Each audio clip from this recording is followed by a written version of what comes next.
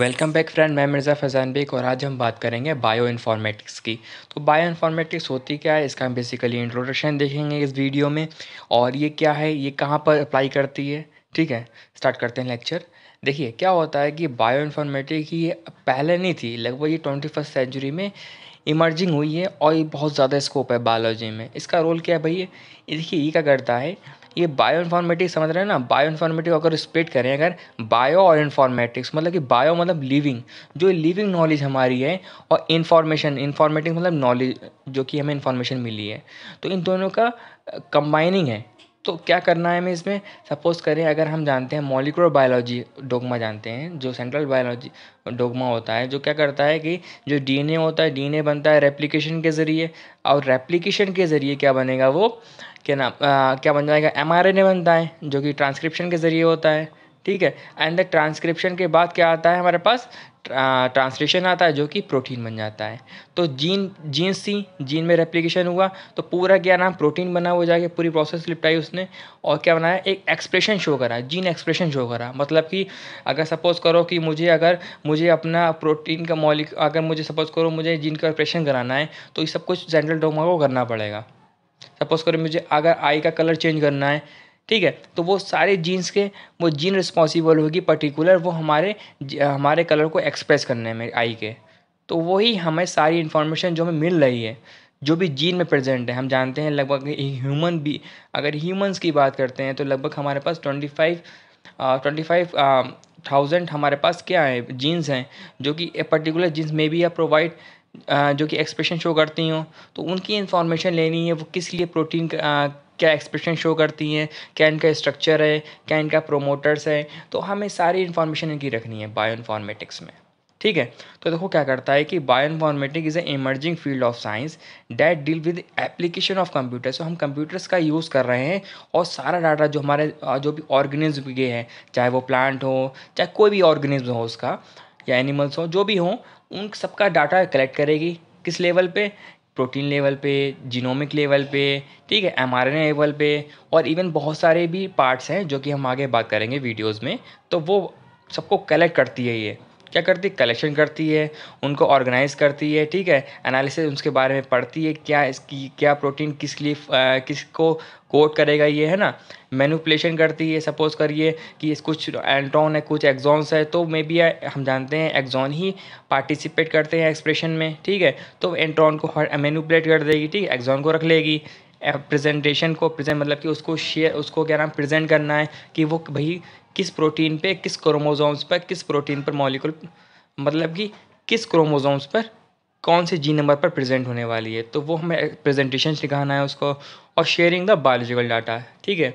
Suppose करो कि जो भी NCBI, आई होप जानते होगे, NCBI क्या है हमारा, ये NCBI हमारी है, जो कि क्या नाम है सारा डाटा कलेक्ट करती है। और भी टाइप्स के भी हैं, लेकिन वो क्या करती है, सारा कलेक्ट करती है और पब्लिकली डोमेन में दे देती है। सपोज करो अगर मुझे चाहिए प्रोटीन को करना, तो मैं जाकर उसको निकाल सकता हूँ डाटा को। आगे देखता है, देखो मैंने बता दिया कि बायो इन्फॉर्मेटिक पहले नहीं थी, लेकिन ये अब इन 21st सेंचुरी आई। क्योंकि क्योंकि कहानी यहाँ से शुरू हुई हमारी, कि हमने देखा कि लगभग मॉलिक्यूलर बायोलॉजी जो हमारी थी, मॉलिक्यूलर बायोलॉजी आई, जेनेटिक्स आई, तो हमारे पास डाटा काफ़ी ज़्यादा हो गया एक टाइम में। तो हमें सब डाटा को कलेक्शन करना था, हमें उसको संभालना था ना, फिर उसका यूज़ करना था हमें।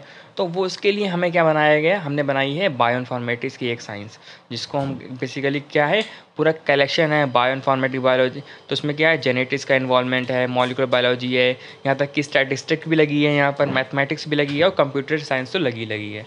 तो इन सबको मिलाकर एक साइंस बनी, इसका नाम है बायो इन्फॉर्मेटिक्स। ठीक है, आगे देखते हैं कि जो बायो इन्फॉर्मेटिक्स की जो स्टार्टिंग जब हुई थी, तो उनको फादर माना जाता था, हावा लिम को माना जाता था। ठीक है, और क्या नाम है, उन्होंने टर्म दिया था बायो इन्फॉर्मेटिक, ठीक है, इन 1987 में। ठीक है, तो ये कंसेप्ट दिया उन्होंने था। लेकिन जो टेम्पल स्मिथ थे, उन्होंने दिया, लेकिन जब टेम्पल स्मिथ आए, तो उन्होंने टर्म दिया बायो इन्फॉर्मेटिक्स। स्टार्टिंग में बायो इन्फॉर्मेटिक नाम यूज़ नहीं करा था, लेकिन टेम्पल स्मिथ आए थे 1991 में, तो उन्होंने दिया था बायो इन्फॉर्मेटिक टर्म। ठीक है, लेकिन अगर आप गूगल करेंगे, मॉडर्न टाइम की अगर देखेंगे, तो वो हैं डे हॉफ ही फादर माना जाता है। फादर मदर मैं क्यों कह रहा हूँ इनको, मैं इस पहले फ़ोटो दिखा देता हूँ इनका। तो ये है हमारी डे ऑफ। तो शी इज़, हाँ शी इज़ फीमेल ना, you can see that so easily. तो इस वजह से उनको नाम है, मे बी या गूगल करेंगे तो फादर और मदर दोनों ही इनको ही ख़िताब दिया जा रहा है। तो आप देख लें कि इसमें मॉडर्न टाइप में जो बायोइन्फॉर्मेटिक के जो मदर कह लें या फादर कह लें, इनको क्या नाम है, मार्गरेट ऑकले डे हॉफ को ही कहा जाता है।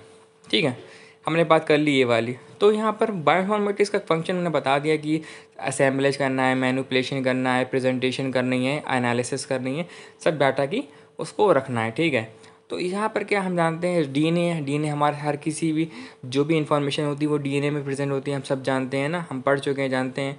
तो क्या नाम है, फिर जब मान के चलो डीएनए को अगर एक्सप्रेस करना है कोई प्रोटीन मॉलिक्यूल किसी चीज़ को, तो वो प्रोटीन की फॉर्म में बन जाएगा, वो मॉलिक्यूलर बायोलॉजी के सेंट्रल डोमा के ज़रिए, और क्या नाम है, सारे फंक्शन स्टार्ट कर देगा। तो हम जानते हैं कि देखो जो भी डाटा प्रेजेंट हमारे पास है इस टाइम, तो उससे हम कुछ नॉलेज निकाल सकते हैं। मान के चलो प्रोटीन है, प्रोटीन की स्ट्रक्चर को देख सकते हैं ना। सपोज़ करो कि अगर प्रोटीन का स्ट्रक्चर अगर 3D में समझना है अगर हमें, तो उसको हम देखते हैं एक्टिव साइट क्या होने वाली है ना, कौन से मॉलिक्यूल्स वहाँ पर एग्जिस्ट करते हैं, है ना, कौन सा बाइंडिंग करके वहाँ से प्रोटीन बन जाएगा, है ना। तो ये इन सारी इन्फॉर्मेशन रखनी। फंक्शनैलिटी मतलब कि फंक्शन के हिसाब से देखना है।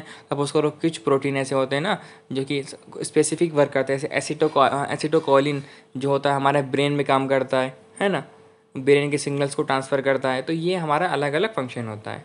ठीक है, आगे देखते हैं, मैंने बता दिया ये डे ऑफ है। आगे देखते हैं, तो हम अब बात करते हैं यहाँ पर है कि भाई क्या फंक्शन है एप्लीकेशन ऑफ बायो इन्फॉर्मेटिक्स का। तो मैंने बताया डीएनए सीक्वेंसिंग। अब डीएनए सीक्वेंस क्या करने की ज़रूरत भाई, देखो सपोज़ करो कि मेरे पास एक ऑर्गेनिज्म मिला है। ठीक है, मेरे पास एक नया ऑर्गेनिज्म मिला, मैं स्टडी कर रहा हूँ, साइंटिस्ट हूँ सपोज़ कर लीजिए, और मुझे एक ऑर्गेनिज्म मिला, तो मैं उसका डीएनए एक्सट्रैक्ट करके क्या करूँगा, मैं सीक्वेंसिंग करूँगा, जिससे कि मैं पता लगा सकता हूँ कि भाई कोई और ऑर्गेनिज्म तो नहीं है जो कि इसका सिमिलैरिटी शो कर रहा है किसी जीनोम लेवल पे, है ना। सपोज़ करिए कि मैंने एक एनिमल मिला है, मैं सपोज़ मेरे पास एक ऑर्गेनिज्म है जिसका नाम अभी हम जानते हैं कैट है, सपोज़ करो। दुनिया नहीं जानती कि कैट भी दुनिया में रहते हैं। ठीक है, तो मैंने क्या करा, इसका सीक्वेंस जीनोम निकाला, डीएनए निकाला, मैंने सीक्वेंसिंग करी, और मैंने सर्च करा कि भाई ऐसा कोई और ऑर्गेनिज्म तो नहीं है। अगर नहीं है तो भैया मेरी डिस्कवरी हो जाएगी इसके लिए। तो भाई तो वहाँ पर मैं क्या नाम डीएनए सीक्वेंसिंग करूँगा और पता लगाऊंगा कि कोई और ऑर्गेनिज्म तो नहीं है। अगर नहीं है, ठीक है, तो भैया मेरे लिए खुशखबरी है कि मुझे ऑर्गेनिज्म ने डिस्कवर कर दिया है। नहीं तो मैं क्या करूँ, तो देखूँगा कि अच्छा मैं देखूँगा, अरे तो यहाँ तो क्या लाइन से सिमिलरिटी शो कर रहा है भाई ये, है ना। लाइन से शो सिमिलरिटी शो कर रहा है, इसका मतलब कि भाई यहाँ पर क्या नाम है, कुछ ना कुछ एंसेस्टर कॉमन रहे होंगे, है ना। तो वहाँ पर हम डीएनए सीक्वेंस कर सकते हैं। जीनोम एनालिसिस मतलब कि सपोज करिए कि अगर कुछ पार्ट में कुछ जीनोम्स में कुछ म्यूटेशन हो गया, तो पर्टिकुलरली वो प्रोटीन कोड करता है किसी डिजीज़ के लिए, तो हम उसकी हम एनालिसिस कर सकते हैं ना। एवोल्यूशनरी बायोलॉजी हमने बता दिया आपको वहाँ पर डीएनए सीक्वेंसिंग के ज़रिए ही कि हम लोग क्या नाम इवोल्यूशनरी सीक्वेंसिंग भी कर सकते हैं, जो कि हम पता लगा सकते हैं कि इनके सिस्टर कॉमन थे, कि ये कैसे क्या नाम इवॉल्व हुए। तो सब कुछ कहानी हम पता लगा सकते हैं बायोइन्फॉर्मेटिक्स का रोल। इम्यूनो इन्फॉर्मेटिक्स, हाँ जाहिर सी बात है, इम्यूनो इन्फॉर्मेटिक्स का मतलब क्या है यहाँ पर है, जो भी हम वैक्सीन सारी बना रहे हैं इस टाइम में, जैसे कोरोना वायरस कोविड आया था, तो हमने पहले क्या करा, इसकी सीक्वेंसिंग करी थी, क्योंकि ये mRNA कोविड-19 एक mRNA बेस है ना, जीनोमिक है इसका। तो हमने उसके पहले सीक्वेंसिंग करी, उसके बेस पे हमने क्या करा, उसके लिए पर्टिकुलर हमने वैक्सीन तैयार करी है। तब हमने उसके क्या नाम है, उसको हमने कंट्रोल कर पाए हैं उसे हमें। तो यहाँ पर भी बायोइन्फॉर्मेटिक्स का रोल है। जीन एक्सप्रेशन, हाँ जाहिर सी बात है ना। मैंने बताया आपको, सपोज़ करिए कि जैसे मान के चलिए मुझे कोई भी, सपोज़ करिए मेरे स्किन का कलर है ना, जैसे एग्जांपल वो ले लेता हूँ, स्किन का कलर है, तो मैं जानता हूँ अगर कोई पर्टिकुलर जीन है जो कि रिस्पॉन्सिबल है कि इस जीन को पर्टिकुलर रिस्पॉन्सिबल है उसको कंट्रोल करने के लिए, प्रोटीन बनाने के लिए। तो मे बी हम उसके जीन के एक्सप्रेशन को समझ सकते हैं। अच्छा ये जीन मॉलिक्यूल है ना, उससे क्या होगा हमारा, वो बन जाएगा प्रोटीन। प्रोटियोमिक्स, जाहिर सी बात प्रोटियोमिक्स का बहुत बड़ा रोल है कि हम प्रोटीन की स्ट्रक्चर्स को समझ सकते हैं ना, क्योंकि अल्टीमेटली स्ट्रक्चर क्या बनेगा आफ्टर 3 प्रोसेस होते हैं ना सेंट्रल डोग्मा बायोलॉजी में। तो क्या ना प्रोटीन बनेगा, प्रोटीन ही एक्सप्रेशन शो करता है। इस वजह से यहाँ पर इसका रोल बहुत बड़ा इंपॉर्टेंट है। और यहाँ पर भी क्या लगती है हमारी, ये बायोइन्फॉर्मेटिक्स लगती है। आगे देखते हैं, मैंने बता भी दिया है आपको कि मतलब कि सेंट्रल डोग्मा ऑफ बायोलॉजी की रेप्लिकेशन होगा, ट्रांसक्रिप्शन होगा और ट्रांसलेशन होता है, तो इससे ही क्या नाम प्रोटीन बनता है। तो हम यहाँ पर भी हम देख सकते हैं कि यहाँ पर प्रोटीन कितना बड़ा रोल निभाएगा। यहाँ पर आप देख लेते हैं कि मैंने आपको बताया भी है कि कहाँ कहाँ पर ये क्या नाम है ट्रांसक्रिप्टोमी लेवल पे भी हम कवर कर सकते हैं, उसको समझ सकते हैं। एमआरएनए की एमआरएनए को देख सकते हैं कि किस प्रोटीन के लिए कोड करने वाला है ना, ठीक है। आगे जीनोमिक बायोलॉजी में भी बहुत बड़ा इंपॉर्टेंट रोल है, जीन एक्सप्रेशन में बताया अभी आपको।